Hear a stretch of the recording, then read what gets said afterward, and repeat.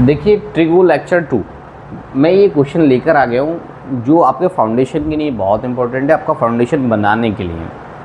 अब हमारे क्वेश्चन शुरू हो जाएंगे, टेंशन मत लीजिए, और अच्छे अच्छे क्वेश्चंस भी करेंगे। लेकिन उससे पहले मैं कुछ बेसिक्स क्वेश्चन और बेसिक कॉन्सेप्ट की बात करने जा रहा हूँ। देखिए क्वेश्चन है ए साइन ए बराबर 3/5 find cos theta multiply sine theta. तो एक काम कर लेते हैं, इसको मैं ए नहीं थीटा बोल देता हूँ। चलिए, मतलब साइन थीटा की वैल्यू दे रखी है, आपको कॉस थीटा और सेक थीटा की निकालनी है, प्रोडक्ट निकालना है उनका। सिंपल समझिए, मल्टीप्लिकेशन का साइन है। तो देखिए अब आप लोग परेशान होंगे कि सर इसमें कॉस और सेक कैसे निकालूंगा मैं, मेरे पास तो सिर्फ साइन थीटा की वैल्यू। तो परेशान नहीं होना है, आपको कुछ नहीं करना है। आपको ना हमेशा क्या लिख लेना है, मेरी तरह स्मार्ट बनकर ये तीनों फॉर्मूले यहाँ लिख लेने हैं। मैं क्वेश्चन सॉल्व करना सिखा रहा हूँ आपको, ठीक है। ये लिख लिया, ठीक है। और यहाँ लिख लेना है आपको h² बराबर p² प्लस b²। ये हमेशा लिखना है, ट्रिगो कोई सा क्वेश्चन हो लिखना ये ज़रूर है दोनों जगह। अब आपको इससे कोई मतलब नहीं है सेक क्या है वो मैं बताऊंगा। अब साइन का फॉर्मूला अपने दिमाग में याद रखो, क्या होता है। सर मैं भूल गया, फिर अरे मैं बता चुका हूँ भाई, p/h होता है, b/h होता है, पहले p फिर b। अब tan में कुछ नहीं होता, p/b होता है, ऊपर का p उठा लो नीचे का b, ठीक है। चलिए तो सर अब मैं इसका क्या करूँ, जो वैल्यू दे रही है कुछ नहीं करना है, इसकी वैल्यू इसके आगे रख दो, रख दी सर, ठीक है। अब आप ये देखो कि p के आगे क्या है सर 3, और h के आगे क्या है सर 5। कुछ नहीं करना है, इस फॉर्मूले में रख दो।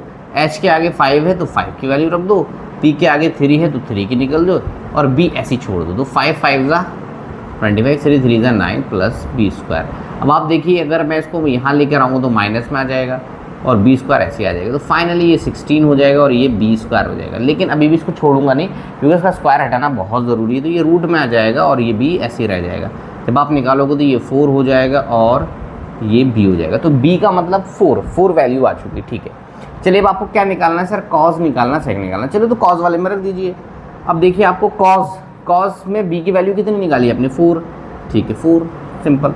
अब 5 कितना है, h कितना है, तो 5 है तो 5 रख दिए, ठीक है। अब ये आपकी वैल्यूज आ गई, कॉस की आ गई, बट सेक नहीं है। तो मैंने आपको बताया कि कुछ नहीं करना है। अगर यहाँ इन्वर्स की बात करिए तो उल्टा कर दो, ये h/p कर दो, ये h/b कर दो, और ये b/p कर दो। चलो मुझे बात किसी करनी है कॉस की, सेक की। तो ये तो होता है कॉस सेक, ये होता है कॉस सेक थीटा, और ये क्या होता है सेक थीटा। वही बात आ गई, सेक थीटा आ गया इसमें। अब कितनी वैल्यू है, अब यहाँ रख दो बीच में, कितनी वैल्यू है, h की वैल्यू सर 5 है और b की वैल्यू 4 है, ठीक है।